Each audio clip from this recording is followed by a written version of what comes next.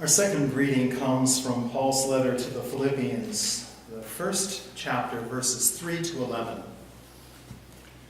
I thank my God every time I remember you, constantly praying with joy in every one of my prayers for all of you, because of your sharing in the gospel from the first day until now. I am confident of this, that the one who began a good work among you will bring it to completion by the day of Jesus Christ. It is right for me to think this way about all of you because you hold me in your heart. For all of you share in God's grace with me, both in my imprisonment and in the defense and confirmation of the gospel. For God is my witness. How I long for all of you with the compassion of Christ Jesus. And this is my prayer, that your love may overflow more and more, with knowledge and full insight, to help you to determine what is best, so that in the day of Christ you may be pure and blameless, having produced the harvest of righteousness that comes through Jesus Christ for the glory and praise of God. Amen. This is the time of year of letters.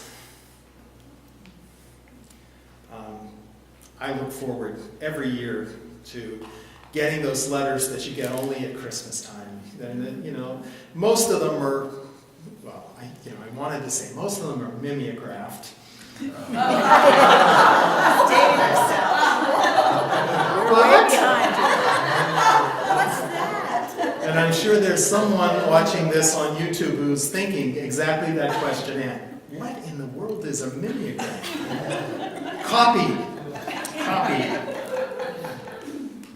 And I look forward to those copied letters because you get news about people that you lose touch with over the year, and it's wonderful to kind of have that snapshot of what has happened in their lives. And even folk that you haven't lost touch with, that you spend a lot of time with, it's still nice to get that kind of compendium that says, this is what we experienced and what we think was important. And you all need to know it in 500 words or less. But then there are some of those letters that come with just a couple of personal sentences handwritten on, and that's that much more special. And I have one friend from upstate New York who refuses to send out copied letters. She writes handwritten notes to every person she sends a card.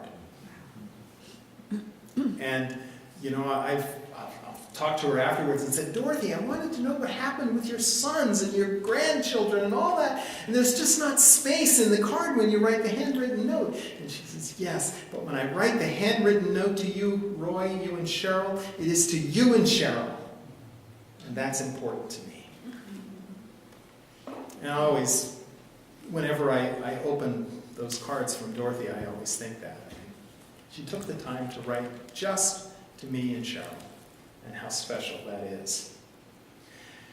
But other than this time of year, we don't get letters very often, do we?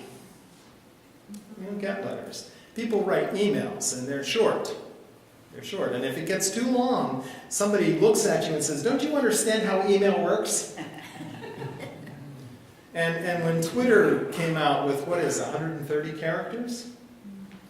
Most of us thought that was a little tight, and then they doubled it, and we thought, oh, that's wonderful, just the right amount of spaces to say everything that you need to say, everything that's important. We don't get those handwritten letters anymore. You go to your mailbox, and the likelihood is you get one of two things, right? You get bills, and you get junk mail. And if you get to your mailbox and you see a handwritten letter there, it's like you hit the lottery that week. It's wonderful, hopefully. But there is that other piece, isn't there? When you open that handwritten letter, you wonder, oh my, what terrible thing happened that they took the time to write a handwritten letter. I have some grief about the loss of that. Not enough grief to make me write handwritten letters. Nobody could read them anyway, Cheryl just said. That's probably true. Today's scripture was the beginning of a letter from Paul to the Philippian church. And just that little bit I read, I have to tell you, I read that, and every time I read that, the first thought that comes to mind is, boy, I wish I got letters like that. I wish I got letters like that. And then the next thought that comes to me as I go back and forth between trying to decide if it's a love letter or if it's a letter from a parent to a child about whom they are very, very proud. But in either case, it's very clear from the beginning of this letter, from these very first words that Paul writes, that he loves this church. He loves those people. And they love him. They love him. This church in Philippi was started in Paul's second missionary journey, and it clearly holds a special place in his heart. He clearly has a special relationship with them. And these folk have supported him by holding him in their hearts and by supporting him physically, financially, and otherwise. When Paul collects gifts at various times for other churches that are struggling, the Philippians always are first in line to give. And they give sacrificially, he tells us. They weren't a wealthy church, and they often gave beyond what was a reasonable expectation. But they still did it. And they gave even when they were in difficulty. When Paul was in prison, they were the first ones there to support him. And they even sent a representative from Philippi to be there with him at the time when he was in prison. Now, we talk about visiting prisoners, and we've got Don and Judy who go and do that, and we think how wonderful that is, but it's nothing at all like what it was in those days. When they threw you in prison, they literally stuck you in a cell and walked away. The government didn't provide food for you, didn't provide clothing, didn't provide medical care, nothing. If there was nobody on the outside who took care of you, you literally died in prison because nobody cared. And so if you had food, that was because someone outside prepared and brought food for you. If you got sick and needed medical care, it was because someone from outside saw that you received what you needed. And the Philippians cared so much about Paul that they sent somebody from Philippi to be with him in prison to make sure he got what he needed. And they provided his food, his clothing, and his care while he was there. They became, literally, his primary support network, far, far away in prison. They gave their finances, they gave their time, they gave their emotional support. They gave their hearts. They loved Paul.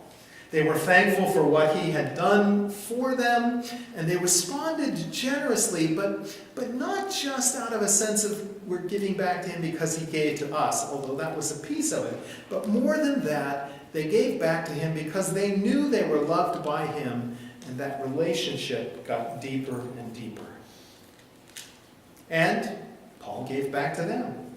He loved them, he supported them, he dreamt a future for them that was beautiful and wonderful. And he trusted God, as we read in this little passage, that God who began this work in them would bring that work to fruition. Even when things didn't look like they were moving forward, he saw it. And so we have this wonderful reciprocal relationship between Paul and the Philippians, where they love each other and they care for each other and they give back and forth to each other.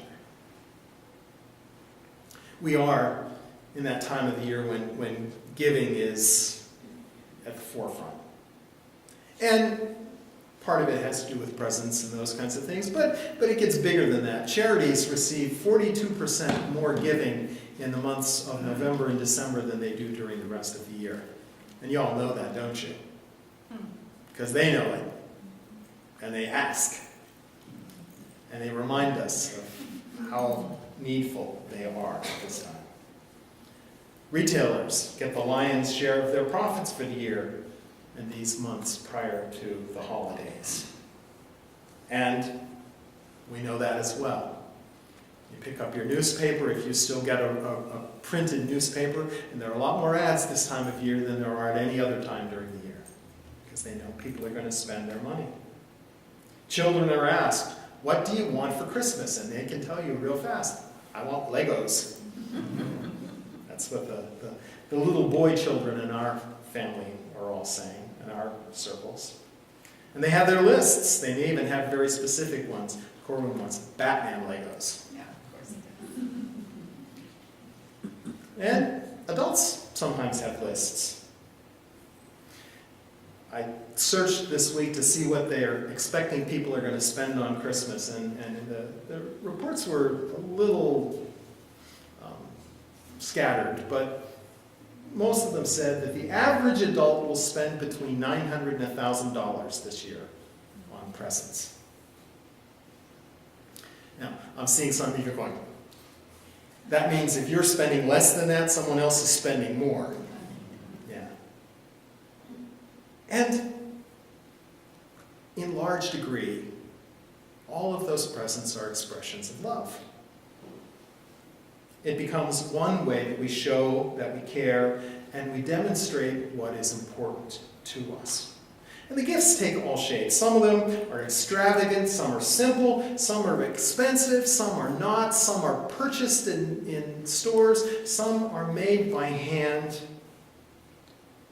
Some are perfect for the individual who receives them, and some don't reflect quite the same amount of thought or knowledge. But in every case, it still is a way, somebody is saying, I care about you, and I want you to know that. Someone is saying, when they're looking at some institution, some charity, I care about what they're doing, and I want to be part of it. And giving is a part of what it means to be human. Being in those kinds of relationships with others is a part of what it means to be human. So, towards the end of the passage, Paul says, not only do I want you to love, but I want you to grow in love. And one translation I found put it like this, and I loved it. It said, make good choices in showing your love. And we try to do that, don't we? But sometimes it gets tricky.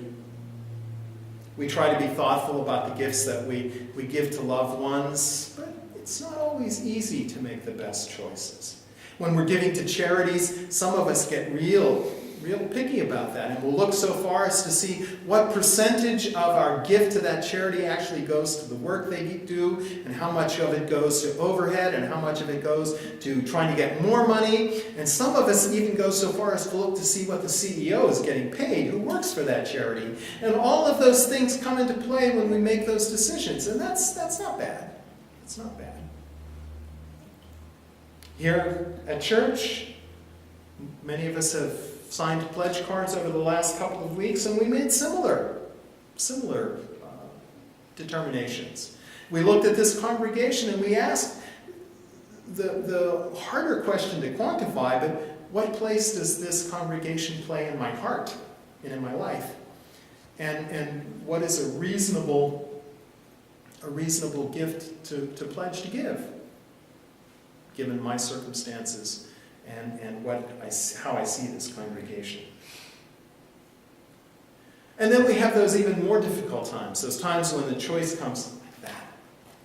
And unfortunately, I'm seeing more and more of that. I'm running into more and more people on the corners, more and more people outside the grocery store with a little sign that says, need food. And you find yourself looking at them and thinking, I find myself looking at them and thinking, do I give or not? And one of the first questions that many of us have is, how do I know that this is honest? How do I know I'm not being taken advantage of? Do I want to give to this person knowing that I might be supporting some really, really bad life choices and bad habits? You know, if I give this person money, how do I know they're not going to go and spend it on heroin? How do I know? And we're stuck with having to make a decision like that. There's a commentary on that in the Talmud that I think is really wonderful. The Talmud is a Jewish commentary. And in the Talmud, one of the rabbis said, we should be grateful for those who cheat and take advantage of us. Because if they weren't out there, and we passed by anyone who is in need and asks us for help, God would punish us immediately.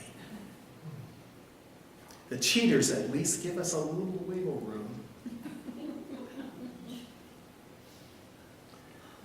But the essence of following Jesus is giving, isn't it? Jesus gave and gave and gave. Later on in the letter to the Philippians, we read that, and he poured himself out for us. And then he gave some more, and he gave some more. And if we are to follow Jesus, that becomes the model that we have to emulate. Just as the Philippians gave out of their expression of love and gratitude for Paul and for what Paul had done in them, for what Jesus had done in them, so we give, in part at least, out of love and gratitude to Jesus. So, I want to thank you all today. You know, my preaching professor said, you know, every sermon needs to have a call to action. Well, I'm not going to give you a call to action today. I'm just going to thank you. I want to thank you for your giving to this church over the past year. This is a little congregation, and every year I look at the budget, and the first, you know, how in the world do we do it? How in the world do we do it? How does, you know, it's not a big budget by any stretch of the imagination, but we meet it every year. And I want to thank you for generously supporting that budget this past year. We're going to have a congregational meeting after worship. It'll be a short one to look at next year's budget and approve it. And as I understand it, the pledges came in above what we need. It's like, how do we do it? I don't know. It's crazy. Thank you. Thank you for that. But that's not the most important part of our giving. That's just a little piece of it. It's a very visible piece, and it obviously has impact. If we don't give some money, then the lights don't come on. Probably I'd get real skinny real fast. That's not the way to do it. But there are other things that are more important. Our time, our talents, our strengths. And I have to say that when I started working on the sermon, I started to list people and what they did. And I was going to do that. I was going to actually call some of you out in the sermon. And I kept writing name after name after name after name. And I realized this is silly, because I'm going to name everybody. And I'm still going to miss something. And I'm going to walk out of church afterwards and I go, oh, I forgot. So I'm not going to do that. But cooking a meal for someone in a food chain, bringing food for a congregational get-together, playing an instrument in the church band, teaching a class, caring for the children, fixing something that is broken. Yeah. Go over and look at the South 40. You know, it has been a mess ever since the nursery school temporary buildings came out of there. It's been a mess. And then after they came out, we got attacked. We got colonized by ground squirrels. And there was a point at which one time Charlie was over there cutting the grass and the tractor just went in the dirt. It was, you know, the colony had just so undermined that the tractor was stuck there. Well, it was horrible. It was just horrible. Go look at it now. It's level. It's beautiful. It's just waiting for something to grow. We'll see what that is. Fixing something broken, serving on the board. And then there are those informal things that we do. And I see them every single week. I'll see after church, you know, everybody's kind of doing their thing, but then one member will be sitting in their chair with another member with an arm around them. Yeah, that's it. That's it. And then there's two others that are just laughing. Oh, yeah, that's it. That's it.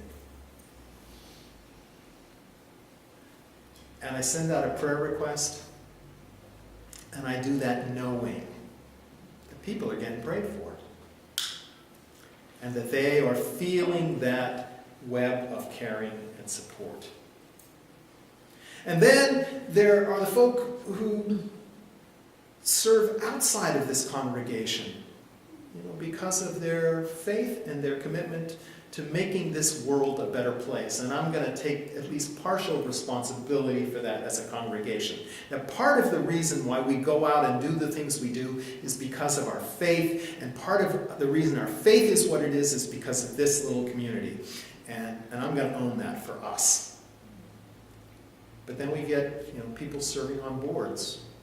We get people living out their faith in the community. We got people who are out there doing the right thing, the good thing, the kingdom of God thing, because of who they are as followers of Jesus. And I'm going to own part of that. Thank you. Thank you. Thank each and every one of you. And I cannot say that strongly enough. Thank you. My prayer is just like Paul's was for the Philippians, that we may continue to grow in our love, that we may show it more and more, that we may find the best and most special ways of living that love in the world. I pray, like Paul does, with thankfulness that the work that God has begun in us, and the word there, the temptation is when God has begun a good work in you is to read that about an individual, and we can do that to a degree, but Paul was talking in the plural here. He was talking about the Philippian church, the good work that God has begun in us together, that God will bring that work to full fruition. And God is doing just that. And God will complete the great work that God has started in us together.